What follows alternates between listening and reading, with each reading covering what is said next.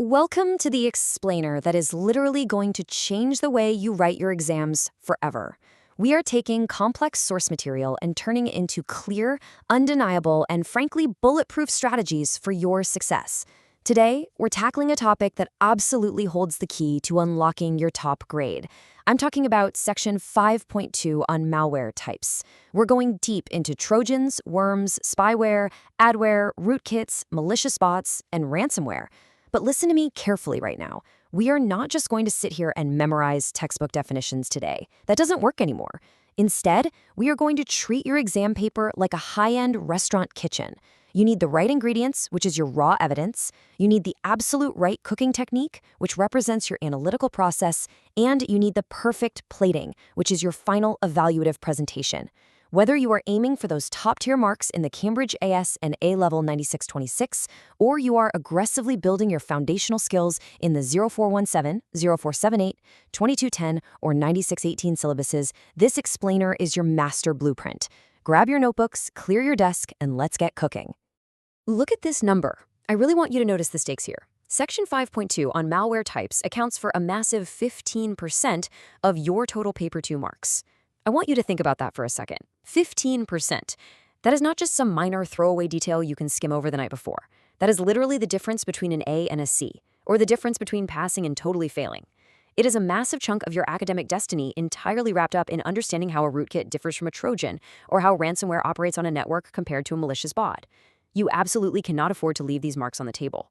The examiners are explicitly telling us, waving a massive flag, that this is a heavyweight topic. And yet, year after year, students walk into the hall and stumble right here. They bleed marks unnecessarily. Well, not you. Not anymore. We're going to look at exactly how we are going to conquer this mountain together. Here's our game plan for today's session. We'll start by dissecting that 15% benchmark. Then we'll explore the core principles and the absolute magic of method mark strategies. After that, we'll review direct, unfiltered examiner warnings. And finally, we'll finish up with our ultimate deconstruct, solve, and evaluate system. Let's dive into Section 1, the 15% benchmark and the true challenge of malware questions. I want to tell you a story about two different students we see every single year. Let's call them Alex and Sam. Now, Alex is what I call a walking encyclopedia. Alex has spent hours making beautiful flashcards and overloads every single exam answer with raw, disjointed computer science facts. If a past paper question asks to evaluate the impact of a Trojan, Alex just panics and writes 3 pages on the history of the Trojan horse, listing 10 famous real-world Trojans, completely ignoring the context. Zero analysis. Then we have Sam. Sam knows the material, maybe even better than Alex, but Sam always rushes. Sam sees the word malware and just starts writing, completely missing the specific command word requirements like compare or evaluate. When the timer stops, both Alex and Sam leave the exam hall feeling super confident. And guess what? Both of them end up devastated on results day with poor marks, wondering what went wrong. I'll tell you exactly what went wrong. They both completely missed the analytical depth. This right here brilliantly illustrates the academic benchmark we are up against. Examiners are not looking for superficial breadth. They do not care if you can just list spyware or ransomware facts like a robot.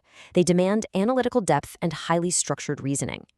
Analytical depth means explaining exactly why a worm's ability to self-replicate poses a specific, debilitating bandwidth threat to an enterprise corporate network, compared to a localized virus that just sits on one machine. It's the why and the how, not just the what. The academic benchmark for Cambridge computer science demands that you move beyond a simple brain dump of technical vocabulary. You have to prove you can think logically, structure an argument, and solve a problem. That's what separates the top percentile from the rest of the pack. Moving into Section 2, core principles. To shift from superficial listing to real analytical depth, we have to start targeting specific cognitive domains. And this is where we introduce the absolute game changer, the PEAL framework: point, evidence, explanation, link. But before we continue, subscribe to our YouTube channel Ace the Exams at acetheexams_IGCSE to excel in your Cambridge examinations. Click that subscribe button and hit the bell icon right now. Seriously, do it now so you don't miss these frameworks. Okay, let's talk about PEAL and how it perfectly maps to the cognitive domains the examiners are secretly testing you on. The conceptual framework for this entire section targets 3 distinct cognitive domains, which is exactly why simply memorizing malware definitions is never enough to secure those top grades. First, we have knowledge and understanding. This is your point in the PEAL framework. Do you know what a rootkit is? Yes, it's malware designed to hide the existence of certain processes. Great, but that's only the baseline. The second domain is application to unfamiliar contexts. This is your evidence. The exam is going to throw a curveball and ask you to apply your knowledge of rootkits to a specific scenario, like a hospital's outdated patient record system. The third and highest domain is analysis and evaluative thinking. This is your explanation and link. This is where you compare the rootkit's stealth capabilities against the highly destructive immediate nature of ransomware in that exact hospital setting, evaluating which poses a longer-term financial and safety risk. If you only operate in domain 1, you max out at a C grade. You literally have to push up the stairs into application and analysis to hit the A star. Let's move to Section 3, the method mark strategy. This is the cooking phase of our MasterChef approach, where the process matters just as much, if not more, than the final product. I'm going to show you exactly how the red pen marks on your practice papers can transform into green check marks. We are talking about rewriting answers live with absolute precision, because when you understand how method marks are awarded, you unlock a massive safety net for your grade. This quote is pulled straight from the Principal Examiner's Alert, and it is profound. Students lose marks by not showing working. Even if your final answer is wrong, method marks can save you. Think about how incredibly liberating that is for a second. Let's say you are under pressure, the clock is ticking, and you accidentally misidentify a specific strain of adware as spyware. The final product or conclusion of your answer might be slightly off. However, if your methodology is solid, if your explanation of how the malicious software infiltrates the web browser, stealthily tracks user behavior without consent, and compromises system performance is technically sound, clearly laid out step by step using the Peel framework, and logically argued, the examiner is going to award you significant method marks. You are proving beyond a shadow of a doubt that you think like a real computer scientist. You must show your workings, show your logic, and show every single step of the analytical recipe. Just like the perfect, beautiful plating of a dish in a Michelin star restaurant, presenting your information in the exam follows strict conventions that demonstrate your professional data interpretation skills. This is exactly where Alex, our walking encyclopedia from earlier, completely failed. Instead of dumping a massive, chaotic wall of text onto the page, hoping the examiner finds a right answer, you need a structured response. Examiners want proper headings, correct computer science terminology, appropriate formats, and clear annotation. For example, don't ever write, "the bad software broke the computer." That's GCSE Level 1 stuff. You need to write, "the malicious payload initiated a buffer overflow." Break your information into clear sections like threat mechanism and system impact. That simple structural change instantly elevates your answer into the highest mark bands. It visually signals to the examiner that you are in complete control of the information. Stop scrolling. Subscribe to our YouTube channel, Ace the Exams, at acetheexams_IGCSE to excel in your Cambridge examinations. We've helped thousands of students improve by 2-3 grade boundaries. Join them right now by subscribing to acetheexams_IGCSE and turn on all notifications so you never miss our weekly exam strategy sessions. All right, welcome back. Let's move into Section 4, Examiner Warnings.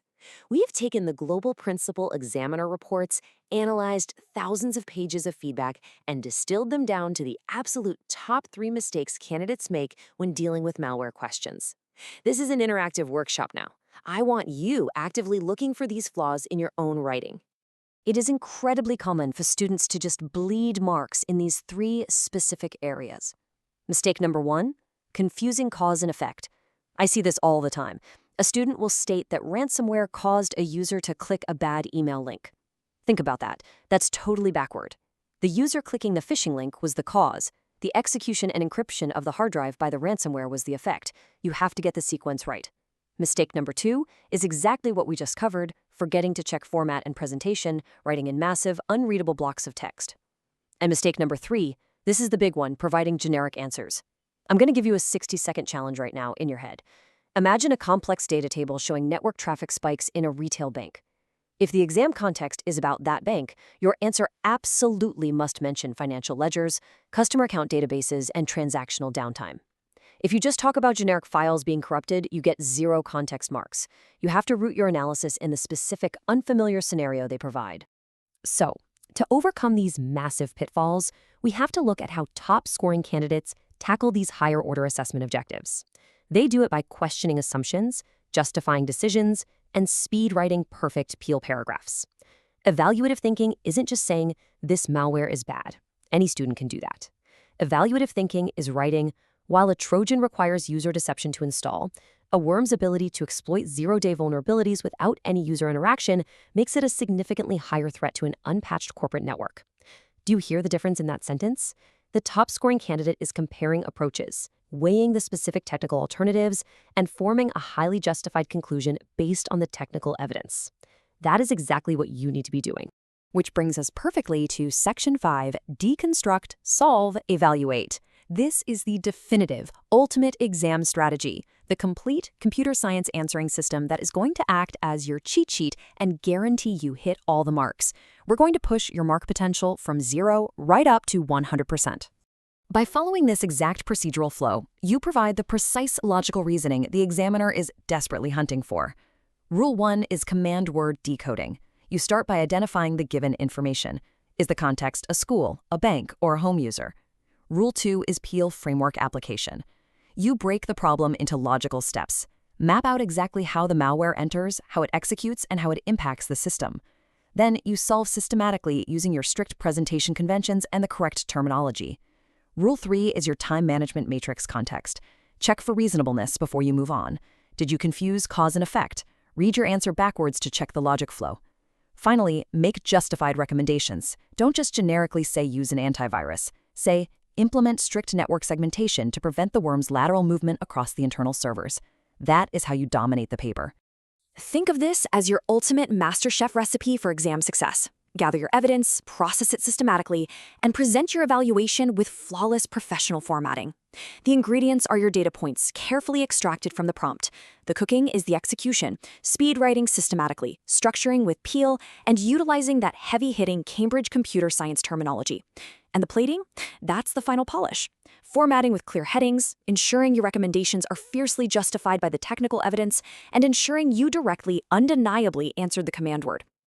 Students who implement these computer science strategies see an average improvement of 2 grade boundaries, but only if they practice consistently with our weekly videos. That kind of massive progress is a reality for candidates who shift their mindset from simply memorizing facts to actively analyzing and evaluating systems. Here's your final reminder. Subscribe to our YouTube channel, Ace the Exams, at acetheexams_IGCSE to excel in your Cambridge examinations. Subscribe right now to @acetheexams_IGCSE and click that bell. Don't let another exam pass you by. Drop a comment below with your target grade for computer science and the biggest challenge you're facing. Our team responds to every comment. Like and share this video with a study partner. Ace the Exams, your Cambridge success starts here. See you in the next explainer.